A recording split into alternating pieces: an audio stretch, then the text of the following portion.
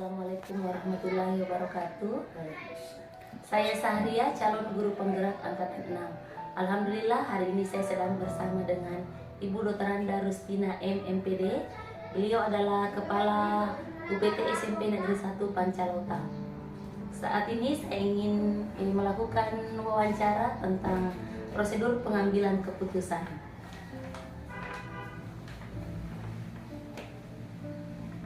Tapi Ibu, selama ini bagaimana Ibu dapat mengidentifikasi kasus-kasus yang merupakan dilema etika atau ujukan moral? Saya biasanya itu mengidentifikasi kasus tersebut dengan melihat ada tidaknya pelanggaran hukum di dalamnya. Kita memutuskan bahwa apakah kasus ini dilema etika atau ujukan moral. Baik. Kemudian pertanyaan selanjutnya, selama ini bagaimana Ibu menjalankan pengambilan keputusan di sekolah Ibu, terutama untuk kasus-kasus di mana ada dua kepentingan yang sama-sama benar atau sama-sama mengandung nilai kebajikan? Biasanya dalam pengambilan keputusan saya mengutamakan nilai-nilai kebajikan seperti nilai kebenaran, keadilan, dan lain-lain. Selanjutnya Bu, langkah-langkah atau prosedur seperti apa yang biasa Ibu lakukan selama ini? Langkah-langkah atau prosedur yang saya lakukan adalah itu mengkonfirmasi kasus yang terjadi pada pihak yang bersangkutan. Selanjutnya, hal-hal apa saja yang selama ini Ibu anggap efektif dalam pengambilan keputusan pada kasus-kasus dilema etika? Hal yang menurut saya efektif dalam pengambilan keputusan pada kasus dilema etika adalah membicarakan penyelesaian dari kasus tersebut dengan pihak komite dan pengawas sekolah. Selanjutnya Bu, hal-hal apa saja yang selama ini merupakan tantangan dalam pengambilan keputusan pada kasus-kasus dilema etika? Tantangan adalah jika pihak yang berkasus kurang terbuka sehingga agak susah mencari solusi dari permasalahan yang ada. Nah, apakah Ibu memiliki jadwal tertentu dalam sebuah penyelesaian kasus dilema etika atau langsung menyelesaikannya di tempat? Kalau jadwal khusus tidak ada, yang disesuaikan saja dengan tingkatan kasusnya. Jika hari itu bisa diselesaikan, maka kasusnya diselesaikan. Assalamualaikum warahmatullahi wabarakatuh. Alhamdulillah hari ini saya sedang bersama dengan salah seorang kepala sekolah termuda yang ada di kecamatan kami. Beliau adalah Bapak Ahmadi LSPD, seorang guru penggerak angkatan 3. Jadi begini Pak, saya mendapatkan tugas dari pendidikan guru penggerak untuk mewawancarai kepala sekolah tentang pengambilan keputusan. Jadi yang pertama Pak, selama ini bagaimana Bapak dapat mengidentifikasi kasus-kasus yang merupakan dilema etika atau ujukan moral? Terima kasih Bu. Jadi saya ucapkan terima kasih karena mendapat kehormatan untuk ikut berpartisipasi dalam tugas Ibu. Jadi adapun dalam pengambilan keputusan ini saya berusaha mengambil keputusan dengan menerapkan ilmu yang pernah saya dapatkan dari guru penggerak, dan alhamdulillah hal tersebut cukup berhasil. Yaitu sebelum saya mengambil keputusan, saya harus mengidentifikasi dulu jenis kasus yang terjadi. Apakah kasus tersebut mengandung nilai atau unsur yang bertentangan, apakah itu mengandung nilai benar, sama-sama benar, atau benar salah.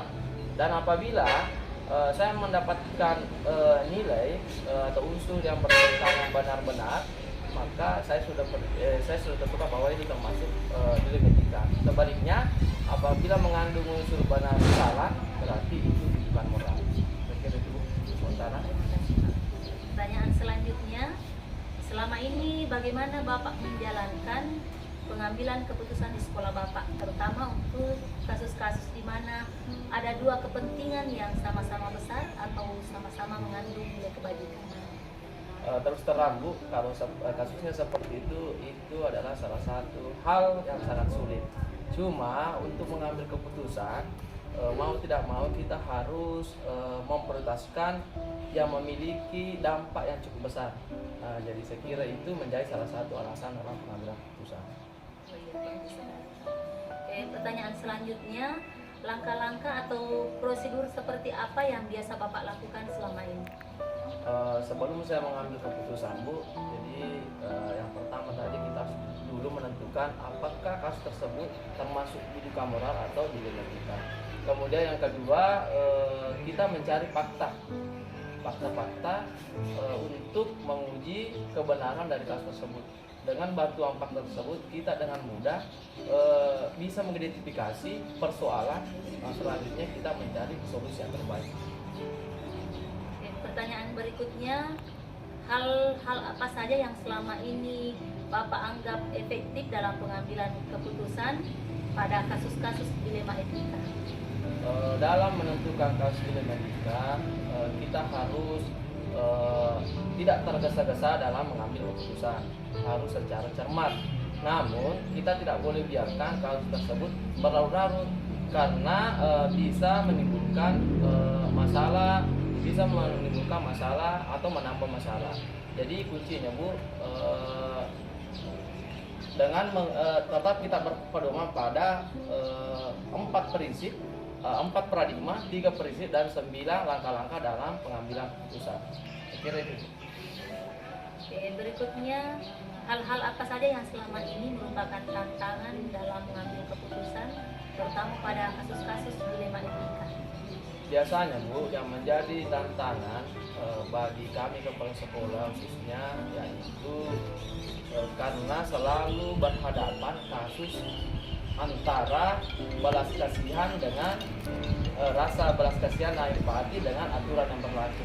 Jadi di situ kita sulit untuk menentukan apakah kita harus fokus pada aturan yang berlaku tetapi mengesampingkan rasa kasihan atau peduli. Sebaliknya, apakah kita harus fokus kepada empati atau rasa peduli tetapi mengabaikan aturan. Saya kira itu salah satu tantangan dalam pengambilan keputusan di dunia kita. Nah, apakah Bapak memiliki sebuah jadwal tertentu dalam penyelesaian kasus dilema etika, atau Bapak langsung menyelesaikannya di tempat, atau memiliki sebuah jadwal untuk menyelesaikannya? Kalau dari saya Bu, kalau ada kasus yang terjadi di sekolah saya lihat dulu situasi kasus itu Bu. Tetapi yang pastinya seperti bahasa pertama saya, kasus itu saya tidak biarkan berlangsung atau berlarut-larut. Langsung saya mengambil tindakan supaya kasus tersebut tidak menambah masalah. Cuma kita harus menganalisa dulu, mengidentifikasi jenis kasus tersebut supaya solusi yang bisa dikeluarkan, yang bisa keputusan yang bisa diambil bisa berdampak baik, artinya tidak banyak merugikan yang mengalami kasus. Saya kira itu. Faktor apa yang selama ini mempermudah atau membantu Bapak dalam pengambilan keputusan, terutama dalam kasus dilema etika? Kalau menurut saya Bu, kalau kita berpedoman kepada sebelum mengambil keputusan, kita berpedoman kepada 4 paradigma, 3 prinsip dan 9 langkah dalam pengambilan keputusan, itu sangat membantu Bu. Karena keputusan yang diambil itu betul-betul dipikirkan secara matang-matang. Kemudian faktor yang kedua itu adalah adanya orang-orang di sekitar saya, baik itu wakil kepala sekolah, guru senior atau komite yang betul-betul bisa memberikan saran atau solusi dalam pengambilan keputusan saya. Dari semua hal yang telah disampaikan, pembelajaran apa yang Bapak petik dari pengalaman Bapak mengambil keputusan dilema etika? Kalau pengalaman saya selama 6 bulan, bukan saya masih 6 bulan di sini, dalam mengambil keputusan dari beberapa kasus yang saya hadapi, kita itu harus betul-betul mencari tenang, tidak boleh tergesa-gesa, kemudian harus dengan kepala dingin. Yang kedua, kita mencari, kita tidak boleh langsung mempatok kasusnya, kita harus mengidentifikasi dulu apakah ini termasuk dilema etika atau bukan moral, kemudian mencari fakta-fakta. Selanjutnya kita bisa, kalau memang memungkinkan, kita berkomunikasi dengan orang untuk bermusyawarah mencari jalan terbaik. Saya kira keputusan yang diambil berdampak baik dan bisa kepentingan pribadi yang bertentangan, saya kira tidak ada masalah.